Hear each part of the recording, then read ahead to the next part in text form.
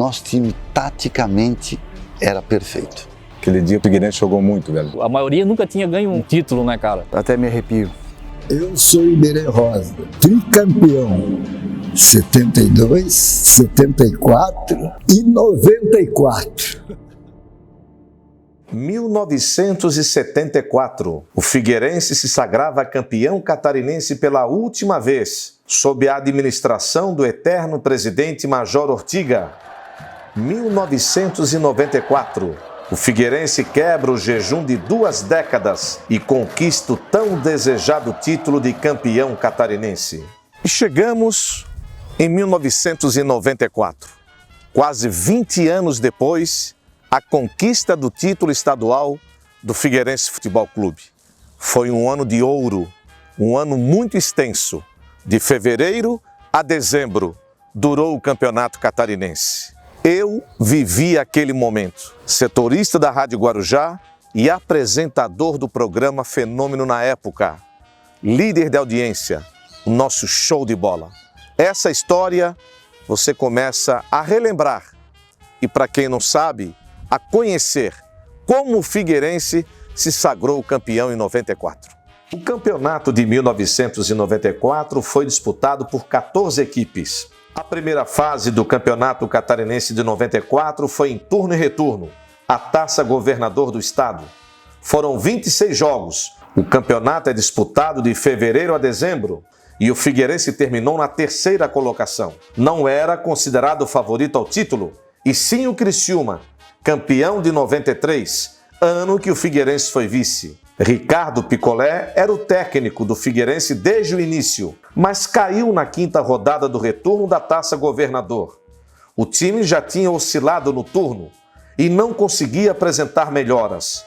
Picolé, se eu não me engano, eu acho que foi recomendado pelo Pedro Pavanati, que conhecia muito bem ele, recomendou o Picolé. Eu volto do estágio do São Paulo, fui a esse estágio em 94, em janeiro. Eu conheço o Muricy Ramalho, auxiliar do Tele Santana, e o Muricy me fala, quem assumiu o Figueirense lá é o Ricardo Picolé, que é meu compadre, jogou comigo no Puebla do México. Quando você chegar em Florianópolis, procure ele lá, quem sabe está precisando. E eu cheguei, bom, não vou perder nada, levei o currículo, levei as fotos todas do São Paulo, eu fiz um relatório. Cara, na hora, não, amanhã tu já vem. À noite eu estava conversando com o Dedé, com o Norton, eu já assino carteira no outro dia. Porque a gente faz um jogo, acho que com o Blumenau, perde para o Blumenau em casa, é trocado, né? Ele sai, né? Infelizmente, foi um cara que me ajudou muito, pô, é meu amigo até hoje. Aquele Ricardo Picolé foi um cara que me deu uma chance, né? Então, como eu não era daqui, eu sou de João Pessoa, sou paraibano, e ele foi um cara que me deu uma estrutura legal, acreditou no meu potencial, né? Muito boa pessoa, excelente profissional, mas a nível de resultado de campo foi pouco.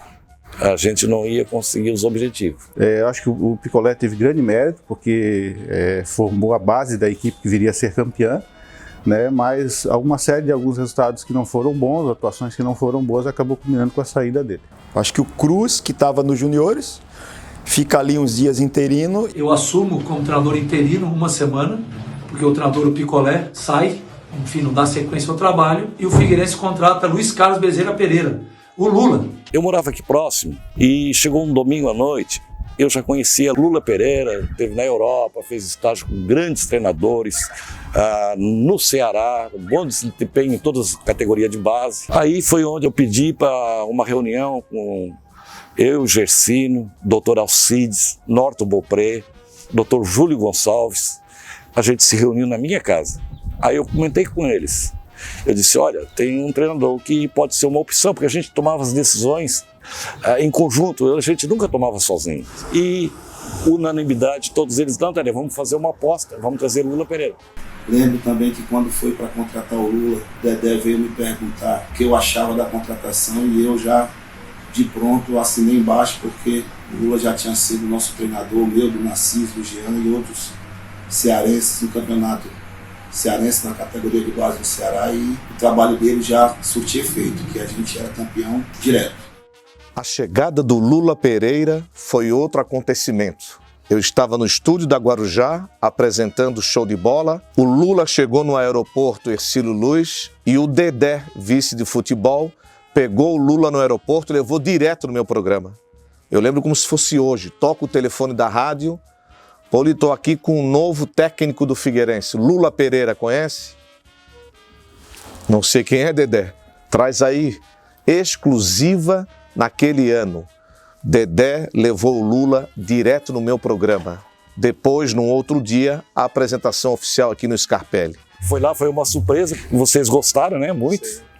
E começou o trabalho. Quando falou-se no vestiário que o treinador que estava chegando era o Lula, nós todos imaginávamos que seria o Lula aquele que jogou no Inter.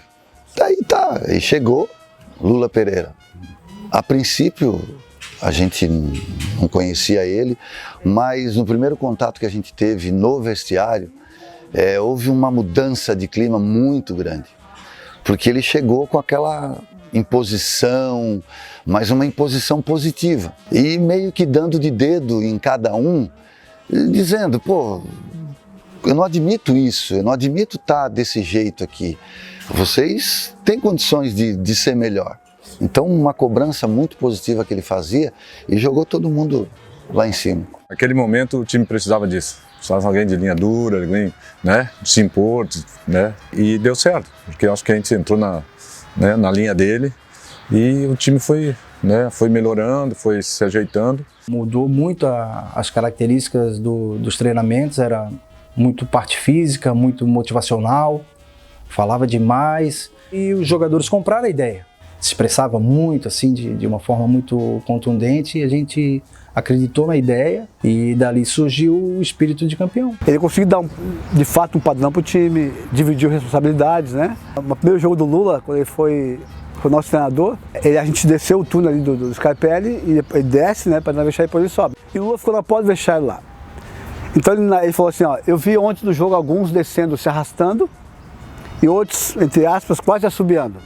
Ele falou, vamos mudar isso. Agora nesse time aqui vai todo mundo correr. Porque para mim o Lula Pereira foi o melhor treinador que eu tive. Na minha carreira, mesmo que eu fui artilheiro com o Gasperini, não concordo, mas treinador de fundamento, de visão de gol, detalhista, foi Lula Pereira. Eu conheci o Lula. O Lula, um dos principais técnicos do futebol catarinense brasileiro de todos os tempos. Infelizmente, ele teve um AVC, sofreu depois uma queda em casa, perdeu o movimento do braço direito e perdeu a fala. Por enquanto ele está em fisioterapia, não pode dar entrevista. Mas Lula, você é o nosso homenageado, você é o grande campeão. Lula comanda o Figueirense em 9 jogos ainda da Taça Governador, a primeira fase da competição. O Figueirense fica em terceiro lugar com 12 vitórias, 7 empates e 7 derrotas. E consegue classificação para o Pentagonal, a segunda fase do Catarinense de 94. O Pentagonal principal é formado pelas seguintes equipes: Criciúma, Figueirense, Tubarão, Joinville e Juventus. 4 das 5 equipes passariam de fase. O Figueirense foi o 4º colocado. A classificação era difícil. Estava difícil na situação, então muitos jogadores, alguns encerraram o contrato. O time que foi para a fase final da competição é um time basicamente formado por jogadores da casa e alguns jogadores que o Lula Pereira tinha trazido lá do Nordeste do país. Balu, o Jean, Carlinhos Capixaba, o próprio Sandro Ventura, a gente perdeu vários atletas aí. Onde surgiu a oportunidade de eu vir para o meio, o Coutinho foi para a lateral, o Sandro saiu Miranda, que era o outro meia, canhoto, Mauricinho foi para o Criciúma também, aí apareceu a oportunidade para um monte de prata da casa. Uma parte importante do campeonato eu participei, mas não tenho o gosto de sair na foto de campeão, não tenho a medalha. Fica a frustração de não participar das finais, mas a campanha para mim foi importante. Nada sinalizava para apostar que o Figueirense, já com Lula Pereira, seria sequer semifinalista da competição. O campeonato, lembram, começou com 14 clubes e afunilou para 8 times. Lula seguia trabalhando firme, sem dar moleza, trabalho e trabalho. Em gramados da região, ou mesmo aqui no Scarpelli, Lula Pereira ia até tarde. Não tinha horário para terminar o treino. muitos jogadores lembram. Nós tivemos muito tempo para trabalhar e eu acho que isso fez toda a diferença para que a gente chegasse, né, nas finais do campeonato, semifinais e final, né, de uma maneira muito melhor e fazendo, né, os jogos que a gente fez e conseguindo o título. Nossa, não tinha horário para acabar treino, né? Mandava ligar a luz, né? Ele disse, ó, liga a luz de noite, não tinha horário, até fazer até a hora que ele queria. O Iberê fazia nós correr 14 quilômetros na terça-feira, de manhã, treino terça à tarde, folga na quarta de manhã, treino quarta à tarde, quinta-feira de novo, sexta de novo, sábado, folga às vezes no domingo. Então a gente trabalhou muito. Todo mundo queria jogar. Até quando estava lesionado, jogava. Teve um grupo que queria trabalhar, que muitas vezes até reclamava do excesso, do treino do Lula. Era um excesso do extra, que foi isso que fez um time ficar voando, né? Porque a gente fazia tudo num dia só. Nós utilizávamos um treinamento de capacidade aeróbica, entendeu? De oxigenação. Se você tem um bom nível aeróbico, você vai correr, você vai melhorar sua velocidade, porque sua capacidade de oxigenação aumenta. Então você resiste mais tempo em qualquer atividade física. A nossa preparação física, todo o trabalho técnico-tático, todo o trabalho psicológico, a gente deixou esses caras igual uns soldados para a guerra. Eu até lembro de uma situação inusitada também. Nós íamos fazer um amistoso à noite no Orlando Scarpelli, choveu muito. E o Figueirense passou por uma reforma na pista ali para fazer a casa-mata nova, né? O banco de reservas ali. E tinha os buracos ali, que a máquina fez o buraco para baixar o nível e fazer o banco. Como não teve jogo, nós fomos treinar à noite com os refletores apagados. O pessoal queria economizar dinheiro, não acendia as luzes, né? E nós ficamos correndo na pista, campo muito encharcado, correndo na pista, e o Felício caiu dentro desse buraco. O Felício caiu dentro do buraco correndo, e a galera começou, pô, professor, tá ruim, tá difícil para correr. Ele assim, não, vamos correr que é obstáculo, como se fosse guerra. Vamos correr que é trincheira de guerra.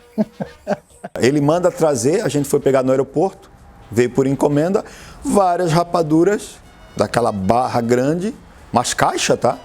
E lá o Pereirinho, o massagista, já terminava o treino, porque a rapadura é um açúcar natural, ela é de cana, era um Gatorade natural. Era divertido, né? Era caldo de cana nos treinamentos, banana, e durante os jogos também, mas foi uma coisa bem atípica, né? Foi meio fora, exótico, digamos assim, né? Estranho, né? Eu lembro que nós tínhamos, hoje eu posso falar, todo mundo já pode jogar futebol, a geração pode jogar futebol. O Mário tinha problema de engordar, então eu pegava no pé do Mário, nosso volante, né? Que batia muito forte na bola e algumas vezes decidia o jogo pra gente, né? E o Mário engordava muito. Então ele falou assim, a partir de hoje, falou com o tiozinho da esquina ali do Figueirense, quero que você me dê uma bambona de caldo de cana e muita banana. Então ele falou assim, os magrinhos, coma e beba à vontade, leva até pra casa se quiser. Mas os mais gordinhos, controla aí o caldo de cana e tal. Eu lembro que eu era bem magro na época, na oportunidade, eu sempre não tive medo de engordar, né? E eu, Biro, come à vontade. E caldo de cana aqui na nossa região a gente gosta, porque vem com limão, vem com abacaxi. Ele quis dizer o seguinte, vamos trabalhar, mas também tem que repor energias. Rapadura é doce, então é calórico, é energia. Nada mais justo, com o Iberê Rosa, também um conhecedor, né, preparador físico, de repor potássio, calorias, né, energia. Foi ótimo, porque coincidiu com hoje, até hoje, se você fizer isso. Por quê? Porque em determinados momentos a glicose é uma necessidade. Então você que é um atleta, você tem que ter um suporte. É lógico que o excesso do açúcar é prejudicial, mas para quem está em atividade física é necessário. É como o sal, por exemplo. Então você tem que ter uma medida que o organismo tem necessidade, que é do sódio e do potássio. Foi uma novidade. E aí foi bom porque pra gente ficou joia, porque a coisa nova que deu resultado. Tu percebia no teu próprio corpo que o corpo absorvia aquilo e dava uma energia, né? Era uma coisa diferente, né? Mas com o decorrer do tempo, o pessoal foi se acostumando, mas deu tudo certo, cara. Todo dia, terminava o treino, 2 bananas e um caldo de cana. O caldo de cana geladinho. Descia, que era uma beleza depois do treino. E a banana a gente meio que engolia daquele jeito assim, mas tudo bem. E deu certo. O Figueirense termina a terceira fase com 2 vitórias em 6 jogos. Empatou um jogo e perdeu 3. O descrédito no time alvinegro continuava. Não vai ser campeão, não tem jeito, o time não se encaixa. Era o que mais se ouvia até de fanáticos alvinegros. Mas eu acho que um dos grandes personagens daquele título do Figueirense é um cara chamado Lula Pereira. Eu acho que ele foi um dos pontos principais, porque ele conseguiu juntar um grupo, né, que tinha jogadores que até muitas vezes eram questionados pela torcida. Então, Gelás às vezes era criticado, era um ótimo zagueiro no meu ponto de vista, né? Felício era criticado, Coutinho era criticado. Só que junto com o pessoal que veio de fora, esse grupo, né, pegou força e realmente vestiram a camisa do Figueirense e conseguiram o objetivo, né, que era acabar com aquele jejum, né, que tanto incomodava. Barbosa, artilheiro do time com 14 gols, fica de fora da reta final e decisiva do campeonato. Eu já tinha jogado 4 jogos com o ligamento rompido, né, sem saber. Né? Só que as pessoas diziam que eu não tinha nada. Né? Quando eu fui no médico, no Cafejão, com casa grande, o médico mostrou que estava rompido. E eu vinha jogando. Porque eu jogava um jogo para o outro. Só que eu vinha fazendo gol. Tanto que o último jogo em Itajaí foi meu, a classificação. O gol de empate lá de Itajaí da classificação foi meu. Só que eu vinha fazendo gol, então o Lula me colocava para jogar e eu dizia, eu tenho que tratar para poder jogar. Só que ele não liga muito rompido, só que a estrutura do Figueirense não me permitia saber que o que estava acontecendo no meu joelho, aquela dor que eu sentia era um ligamento rompido, colateral medial rompido. E eu joguei 4 jogos. Eu jogava porque eu queria ser campeão. Eu não fui pro Criciúma como o Mauricinho Miranda para ser campeão.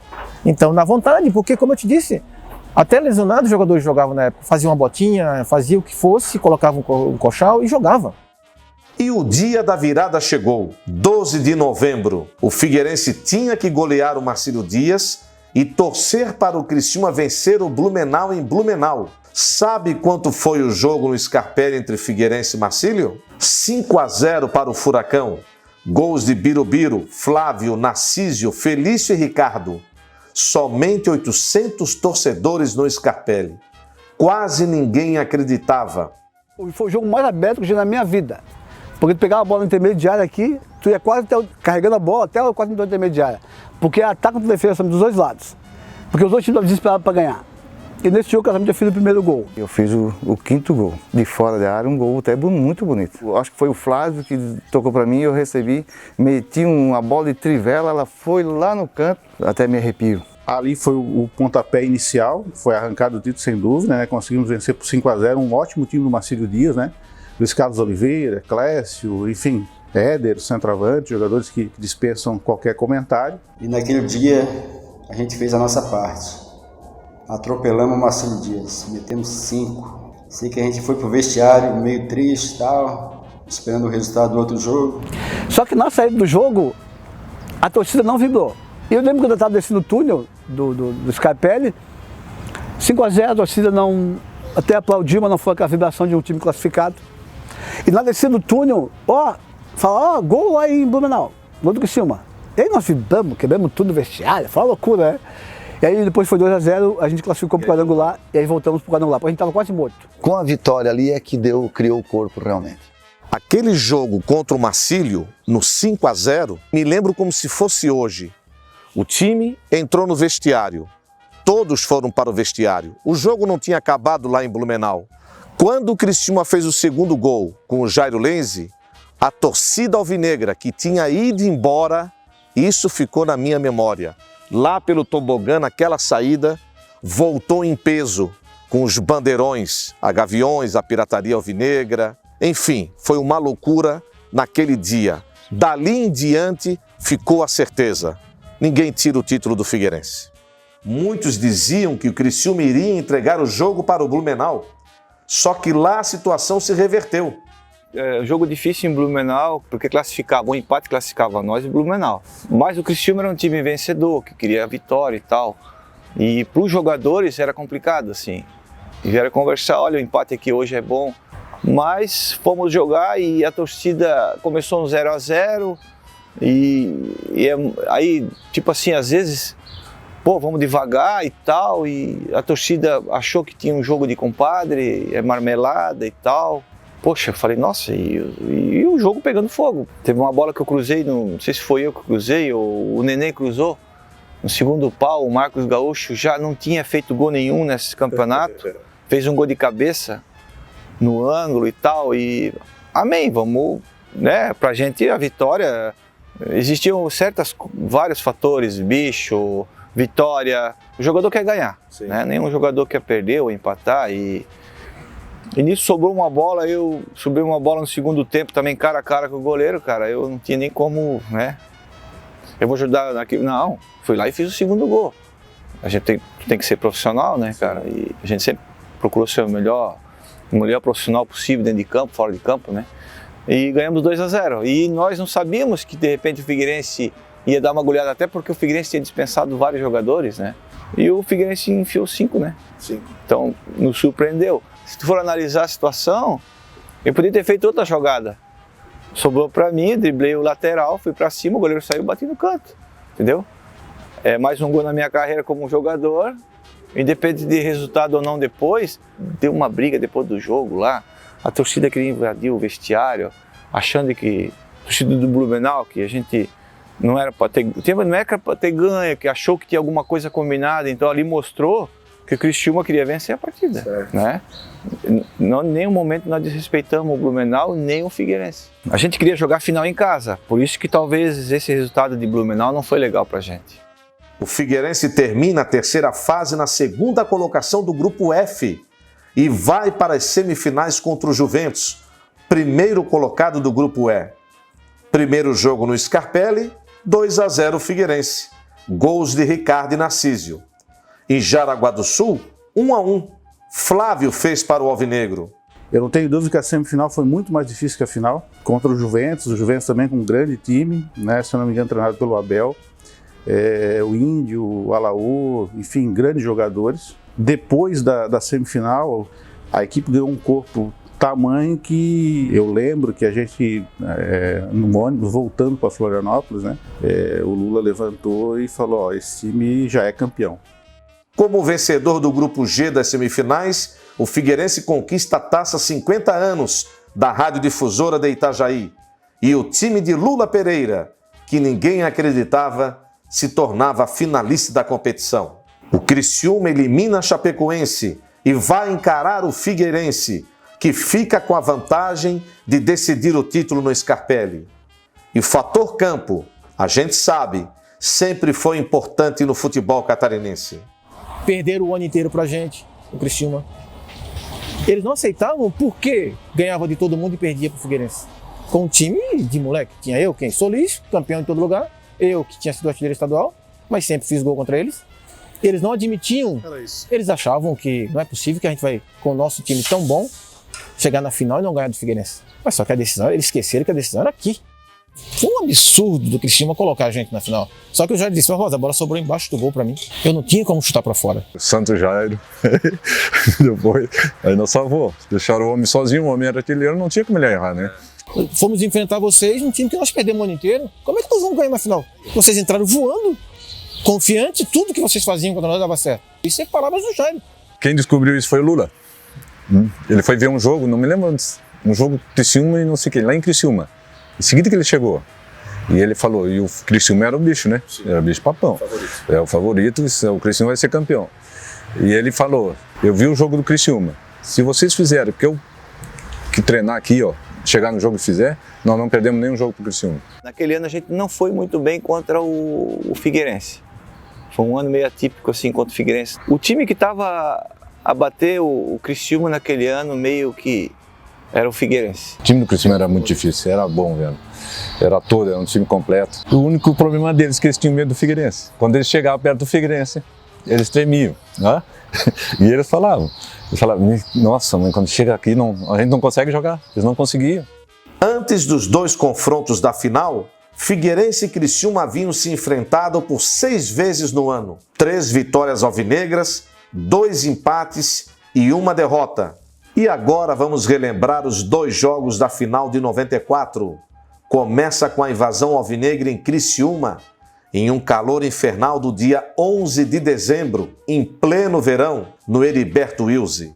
Nós já tínhamos desenhado quem era o Criciúma, como jogava, quem nós tínhamos que marcar, como nós tínhamos que marcar e como nós tínhamos que atacar. Nós já tínhamos tudo mapeado. A gente chegou na final com muita confiança de que a gente venceria. A gente tinha certeza que a gente seria campeão catarinense naquele ano. E eu falei pro Lula, pô, nós temos uma parada difícil agora. A gente já foi vice-campeão ano passado, perdemos o campeonato pro próprio Criciúma. E ele assim, Dedé, eu vou fazer esse tigre virar gatinho. Eu disse, Lula, poxa, nós precisamos ser campeão, a gente está 19 anos sem ganhar um título. Ele disse, pode ficar tranquilo, nós vamos ser campeão. E graças a Deus o Lula Pereira teve a sabedoria de colocar um esquema muito forte para neutralizar o Criciúma, principalmente no jogo lá em Criciúma. Era um time forte, eles tinham também a estratégia deles, o esquema tático de jogar deles. Só que nós conseguimos, pela nossa determinação e pelo trabalho que nós fizemos dentro de campo, um ajudando o outro, criar a situação que nós ficamos superior a eles. Tava uma temperatura enorme, né? Calorão. E aí eu lembro que daí a gente começou o jogo lá em Criciúma, dificílimo jogar lá, até hoje é assim, né? E daqui a pouco o time de Criciúma era uma máquina. E nós estava muito bem fisicamente, nós tínhamos uma confiança bacana, né? E aí fizemos um jogo taticamente, lembro que depois o pessoal dava nota, né? Depois do jogo acontecido, as nossas notas foram tudo notas altas. Porque o time foi praticamente, todo mundo jogou bem. Na época, o estádio do Criciúma tinha uma parte descoberta e aquela parte toda foi liberada para a torcida do Figueira. E nós chegamos no estádio, o que se ouvia é como se nós estivéssemos dentro do Scarpelli. O que se ouvia era a torcida do Figueirense cantando. Aquilo ali foi incrível, mexeu muito. Lá pode dizer que foi realmente uma invasão, né? Eu calculo naquele primeiro jogo em Criciúma, eu acho que de 2 a 3 mil torcedores do Figueirense. A gente queria fretar mais ônibus para colocar à disposição e não tinha, né? Então foi bem complicado essa parte, mas o que a gente pôde fazer a gente fez, né? Da Gaviões foram 11 ônibus, lotados mesmo, tinha gente querendo ir, mas não tinha como, né? O Figueirense vence por 1-0, gol do atacante Flávio. Ele e Narcísio fazem a torcida alvinegra ficar tranquila pela ausência do artilheiro Barbosa, que estava lesionado. Eu fico até emocionado de falar, mas não foi fácil para ninguém fazer um gol que ia dar tranquilidade para meus guerreiros, para uma torcida, pessoas que amam o Figueirense. Eu falei, nossa senhora, meu Deus, muito obrigado por me iluminar. E quando acabou o jogo, eu vi aqueles 3 mil torcedores que foram lá, deu vontade de chegar lá e gritar junto com eles. Mas o Lula Pereira, com muita cautela e sabedoria, com muita lucidez, falou, gente, vamos se concentrar, porque não ganhamos nada ainda. Ao longo daquele ano, o público aqui no Scarpelli, foi um campeonato extenso, era 800, 1000 torcedores, mas na reta final, a torcida mostrou a força que tem. Tanto lá em Criciúma, aproximadamente 3 a 4 mil torcedores alvinegros, no Heriberto Wilson, como aqui, 26 mil torcedores, o torcedor mostrou que queria aquele título de qualquer jeito. Era um domingo, 18 de dezembro, vim cedo para o Scarpelli. Começamos o trabalho durante toda a semana, claro, mas domingo madrugamos. Quem não viu, vai ver agora imagens, fotos daquela decisão. Scarpelli lotado, botando gente pelo ladrão. Eu pela Guarujá, Barbosa fora do jogo. Ao meu lado, 10 minutos antes de começar o jogo, uma surpresa. E o jogo não tinha nem começado. E aí, senta do meu lado, Barbosa, meu amigo, e eu disse, vai lá dentro e bota o uniforme de jogo. Eu não sabia nem qual era o uniforme que ia botar.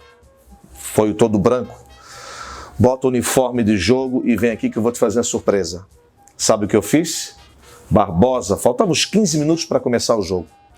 Eu tirei ele daqui e pela Guarujá, com fio, era fio ainda, não era sem fio, fui até lá levar o Barbosa na torcida alvinegra. Ele chorou. Eu e Barbosa saímos daqui, ninguém esperava, e fomos até lá, na frente da torcida. Foi uma loucura. A torcida gritava, Barbosa é um terror, Barbosa, ídolo da torcida, machucado, não pôde jogar a reta final do campeonato. Foi dolorido por quê? Porque eu estava fora. Imagina, tudo que eu queria Joguei, até o último jogo que eu joguei, eu fiz gol. Aquela galera gritando meu nome, tu me levasse ali no meio do campo para a torcida me aplaudir. Tu imagina ali, devia ter quantas pessoas, nunca deu tanta gente. Nunca deu tanta gente no Scarpelli com a colonia ali, que ainda existia a colonia, gritando meu nome. Isso, como você me perguntou, rende até hoje. Isso, aquilo ali que o torcedor fazia, que a Gaviões fazia para mim, foi muito difícil ficar de fora da final napolitana. Muito triste, sentado, sem poder fazer nada. Sabendo que eu estive na maioria dos jogos, foi muito difícil ficar de fora. Artilheiro. Foi muito difícil. Sabendo que eu era artilheiro do time e não posso negar e não vou querer ser aqui, né? Eu era o ídolo. Eu era o artilheiro, era de quem eles esperavam o gol. Eu era a referência. O Flávio entrou bem, era veloz, mas eu era a referência. E eu tenho certeza, a gente ganharia do mesmo jeito, porque era contra o Criciúma e todos os jogos eu fiz gol contra eles. Todos. Então, assim, foi muito difícil para mim ficar de fora da final de 1994. E vamos às escalações do time no domingo, último jogo da decisão. Figueirense, escalado com Rogério, Felício, Gelásio, Solis e Coutinho. Gilmar Serafim, Mário, Ricardo e Birubiru. Flávio e Narcísio. Técnico Lula Pereira. Criciúma, de Rony, Daniel Júnior, Vilmar, Wilson e Silvio Criciúma. Alexandre Lopes, Paulo da Pinta, Daniel e João Carlos Maringá. Dauri e Jairo Lenzi. Técnico Loris Sandri. Arbitragem do jogo, Dalmo Bozano no apito. Os bandeirinhas, Carlos Roberto Nagel e João Manuel Florencio. E diante de 25.843 torcedores, o Figueirense se sagra o campeão catarinense de 94. Vitória por 2-0. A semana toda foi trabalhada para aquele jogo, né? Aí era aquela correria, né? Armando bandeira e na época se usava muito aquela questão do papel, né? Higiênico. Aí eu lembro que na época a gente distribuiu 25 mil rolinhos de papel higiênico. Na época. Cada torcedor entrou com um no gramado. Inclusive até deu o problema que na hora do... pegou fogo, acabou queimando o bandeirão da Gaviões. Mas tudo isso valeu a pena, né? Saímos do hotel, muitos torcedores iam com a gente, né, a carreata, lotou aquele estádio e a gente falava, não, ninguém pode perder esse jogo, e desse ano não passa, esse título tem que ficar aqui para essa torcida maravilhosa. O autor dos 2 gols, Ricardo, 26 anos depois, nos conta detalhes de cada um dos gols que ele fez naquela grande decisão. O primeiro gol foi uma falta, tem uma falta de longa distância. O Mário arrumou a bola, bateu, o Mário chutava muito forte. Aí o Mário arrumou, eu fiquei ali naquela região ali, na frente, na meia-lua ali. O Jair Lenz estava até do meu lado, aí o Jair se afastou um pouquinho e eu continuei ali. Tinha um chute forte, a torcida até me apelidou de canhão do Scarpelli. Deu um rebote, o Flávio só ajeitou, do jeito que ela ajeitou, eu vim de frente e soltei-lhe a canhota, né? Ela veio no cantinho aqui e estufei a rede. O Lula até comentou antes do jogo na pré-eleição, que eu era um jogador que melhor batia na bola no elenco e não tinha feito um gol de bola rolando ainda, era só de bola parada. E ele até comentou, hoje tu vai fazer um gol de bola rolando, faz um gol de bola rolando e vem me abraçar. Até o Coutinho que me puxar lá na hora da comemoração, me levar lá no Lula, mas eu saí reto, fiz a curva aqui e fui lá nas cadeiras, comemorar nas cadeiras. Eu falei, meu Deus do céu. Quando eu tava olhando aquela torcida, que eu tava com parentes que veio de São Paulo assistir, eu falei, não é possível, a gente vai ser campeão.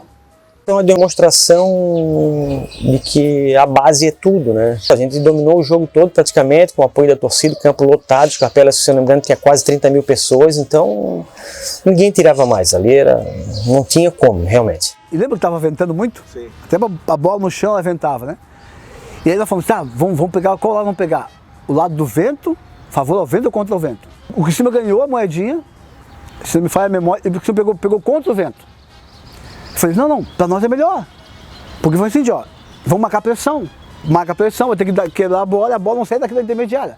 Então a gente sufocou e praticamente matamos o jogo ali. Porque o vento era tão forte que a bola não passava da intermediária. Vento sul, eu fui colocar a bola na marca da Cal, a bola não parava na marca da Cal. Aí tô ajeitando a bola, até o João Carlos Maringá veio ainda do meu lado, tentou catimbar, falando que, pô, olha aí, o estádio lotado, se tu erra esse pênalti, tu não joga mais, tu é um menino, cara. Eu disse, não, tô nem aí não, Maringá, já fiz 1-0, já fiz um gol, tô nem aí, se eu errar o pênalti, tô nem aí, cara. Aí até o Gilmar Serafim empurrou ele, tirou ele, aí bati. O Rony achou que eu ia bater do lado lá, eu só rolei aqui no canto dele, a bola entrou no cantinho e fizemos 2-0. Foi uma emoção que, ó, cara, não tem palavras, só sei que eu saí nessa direção aqui, ó. Fui comemorar com a torcida ali, subi no alambrado ali.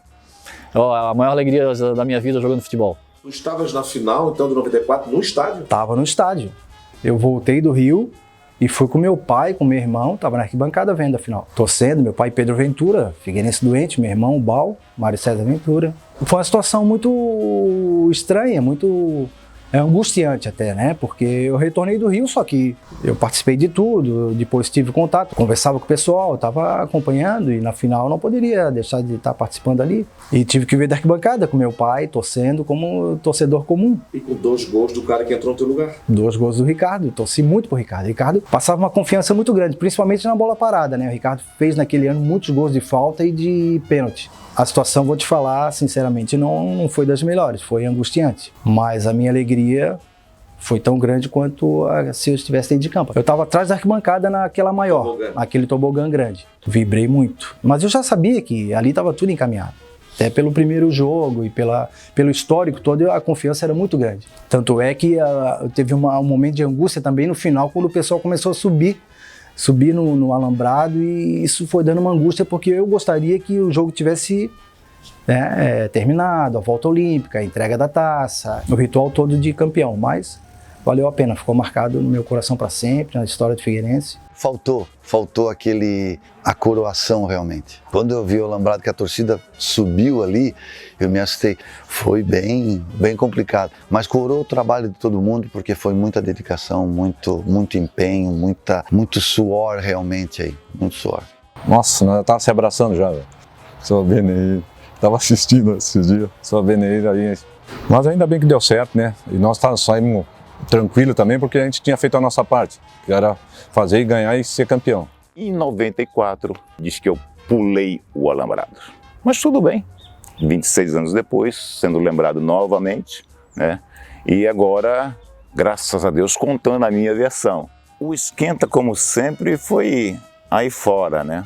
Aí fora, movido a muita água com gás, e vim pro meu cantinho, que fica logo aqui atrás.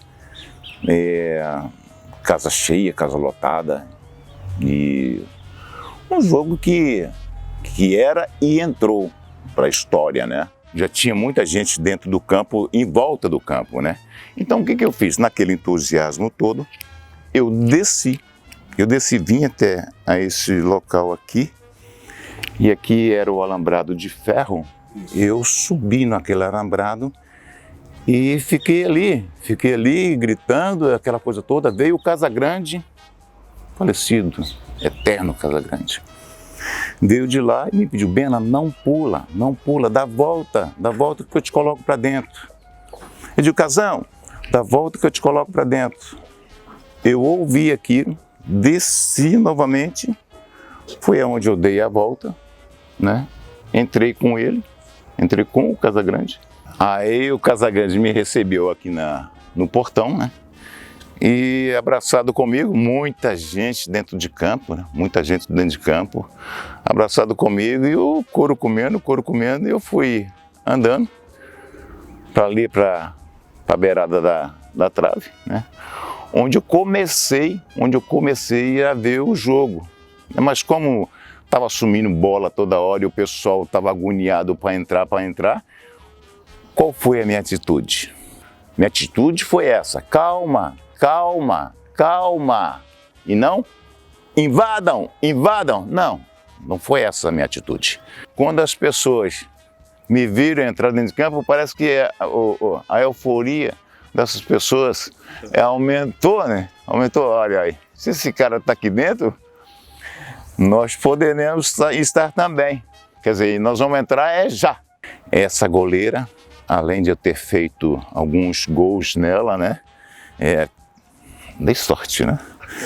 Então aqui, né? fazendo esse gesto aqui, né? E o pessoal confundiu com esse gesto aqui. Foi onde eu olhei para o outro lado de campo, do lado de lá, aqui, ali. Muita gente na beirada só esperando o apito para poder entrar em campo, né? E eu fui um desses que, depois que o Dalmo fez assim, sei lá, aí foi só alegria e depois muito mais água com gás. Figueirense fez 2, aí para o Criciúma ser campeão tinha que fazer 3. E em minutos daquele lá, a torcida que não se aguentava mais, até absolutamente compreensível, derrubaram a alambrada, invadiram o campo, arrancaram o rede e fizeram o diabo. Eu disse, meu Deus do céu, o que eu vou fazer? Mas teve um gesto teu. Tu pediu a bola ou tu encerrou o jogo? Não, encerrei não, porque faltava ainda um bocado de tempo. Não, encerrou não. Se alguém entendeu assim, entendeu errado. Não fiz o gesto, pedi a bola, isso não aconteceu. E como, de acordo com o regulamento da época, passando tantos minutos, por falta de condições, o resultado permanecia como estava? 2 terços do jogo. 2 terços do jogo é uma coisa assim. Permanece o resultado. Conversei com o policiamento, conversei com os bandeirinhas. Não vai dar para jogar. Sem trave não dá para botar 2 pedaços de pau lá. A regra não permite. Sem alambrado, pô, 30 mil pessoas. E se dá um diabo de uma virada lá de. Não dava como continuar o jogo. Aí eu pensei, pô, vou acabar aqui, fazer um relatório, encaminhar ao tribunal. O tribunal que faça o que achar correto. Foi o que aconteceu. Escrevi que decorrido já o tempo regulamentar e como foi derrubada a trave, alambrado, rede, essas alturas, né, as bolas já tinham sumido também tudo, né?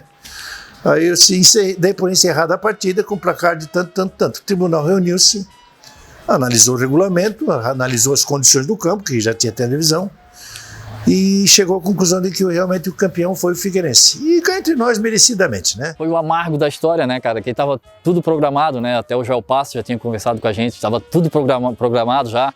A gente ia aqui, era Dauri Lanche na época, né? A gente ia comemorar um pouco aqui, já estava o carro, ia estar tudo armado, o carro Corpo Bombeiro, para a gente ir para Beira-Mar, para dar a volta olímpica, receber o troféu. E isso aí ficou entalado na garganta, né? Que a gente teve que esperar, naquela ansiedade, na dúvida se era ou não era campeão, se podia comemorar ou não. Mas no vestiário a gente comemorou do nosso jeito, o João mandou vir champanhe, estouramos champanhe e comemoramos no vestiário. Eu fiquei muito feliz, né?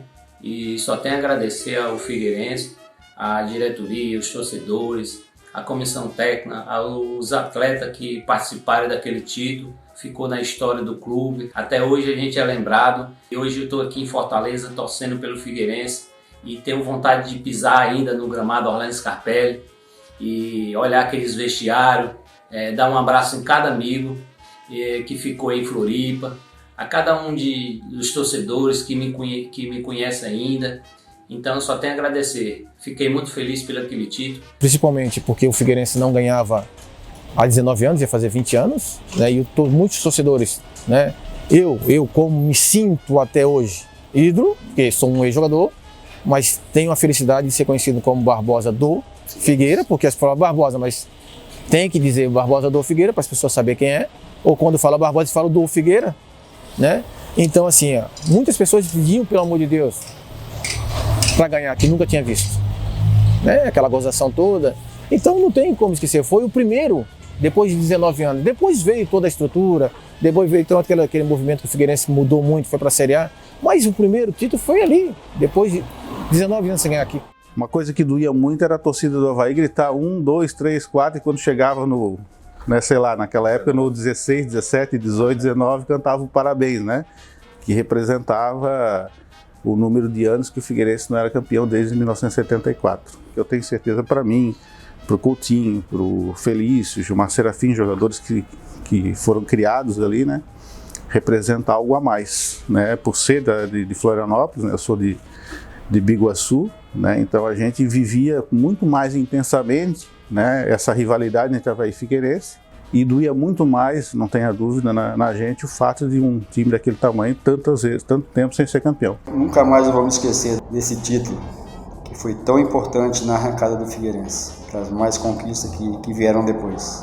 Um abraço, galera. Gilmar Serafim, guerreiro alvinegro, sempre no meu coração. Eu acho que seria um grande título, eu queria ser campeão. O jogador quer vencer, né?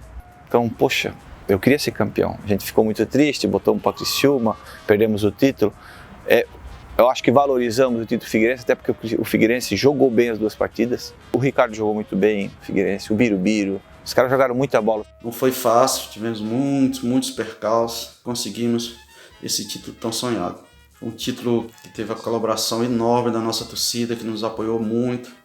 Uma comissão técnica espetacular, professor Lula muito competente, Iberê na preparação física, Marco Aurélio. Tenho muita saudade.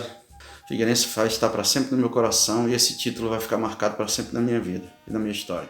Representou tudo, né, Polidoro? Porque foi meu primeiro título, né, como jogador profissional, jogador que era uma promessa, veio para o rival e se tornou realidade, né?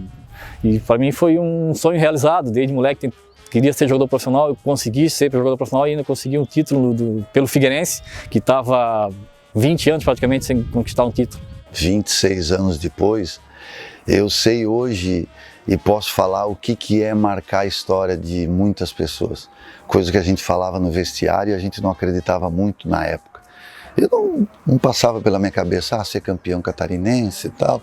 Tudo bem, a história do clube. Mas não, 26 anos depois, marca muito. As pessoas que a gente nem imagina. Você às vezes posta alguma foto lá, faz algum comentário, aí vem um monte de gente falando, então marcou muito mais aí, marcou muito. E desde então nunca consegui tirar o Figueirense do meu coração. Tá aqui. É muita emoção. Eu agradeço tudo na minha vida pós o título 94. Os 4 filhos que eu tenho, a família que eu tenho, é devido o antes do campeonato de 94 e o pós. Aquele título de 1994, aquilo vai ficar na minha lembrança pelo resto dos meus dias. A melhor coisa que eu queria era ganhar do Criciúma. Eu tive passado por Criciúma, tudo que eu fiz no Criciúma, eu queria mostrar para eles que estava fora e estava fazendo ainda. 20 anos sem título, você chega dessa maneira, eu sei que eu ajudei muito, como eles me ajudaram, mas eu dei a minha vida, cara. Tem uma coisa que nem dinheiro compra. É lógico que o trabalho, o dinheiro faz parte desse coisa, mas o título é uma coisa que tu coloca na história, ele tá lá. Ninguém pode tirar aquilo lá de ti. É uma conquista, né? Então para mim foi marcante, foi um divisor de águas, né? Tanto para mim, pessoalmente como atleta, quanto também pro Figueirense. Pode ver. Aí chegou em 95, a gente foi campeão de novo pela Mercosul, depois aí pro Figueirense foi embora. E não parou mais, né? E hoje é o time que é. Foi um momento bem legal, bem especial. Isso aí tá marcado na história e ninguém tira, né? Espero que vocês tenham gostado do trabalho da agência de notícias Mix Mídia, de valorização do futebol, dos nossos clubes, da nossa história. E muito mais, preservar e valorizar os jogadores. Eles é que merecem o nosso carinho, a nossa consideração. Obrigado aos jogadores. Parabéns ao Figueirense por esse título inesquecível.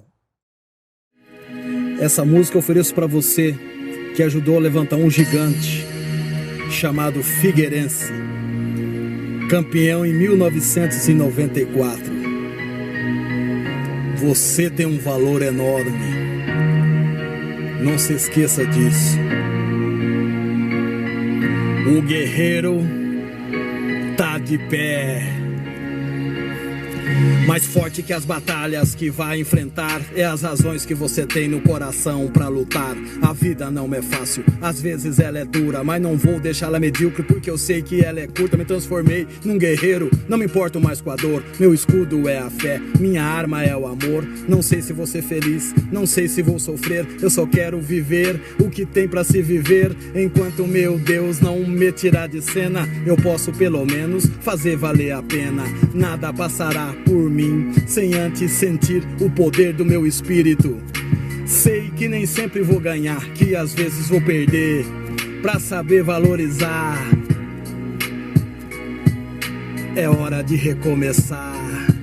O guerreiro tá de pé, ele veio pra vencer. Foi treinado pela vida e não vai se render. O mundo pode até te derrubar, mas não pode arrancar de você a vontade de vencer. O mundo pode até te derrubar. O mundo pode até te derrubar. Vim pra vencer e não vou me render. Quando as circunstâncias não me estavam ao meu favor, eu lutei, mesmo assim, ganhei, perdi, me ergui. Então eu decidi, ainda não é o fim, eu posso resistir. As coisas ficaram difíceis, eu comecei a perceber minha alma saindo do corpo, tentando me erguer, querendo me dizer, levanta-te, ser mais forte que isso, levanta-te. Ninguém pode arrancar de você a vontade de vencer, a coragem de lutar, o desejo de fazer acontecer, só depende de você.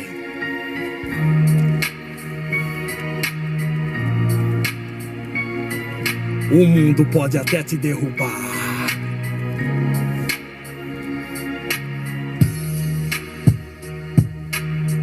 Quando eu olho para a vida, vejo ela igual um campo de batalhas, onde lutei muitas vezes com algumas desvantagens. Aprendi a suportar a dor. Estou pronto para lutar de novo. Se perder a esperança, você pode perceber que as coisas simples dessa vida é o caminho para viver. O mundo pode até te derrubar.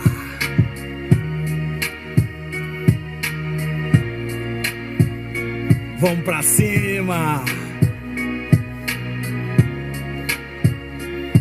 A vitória e a derrota faz parte da caminhada. Levanta essa cabeça e vamos pra batalha. O mundo pode até te derrubar.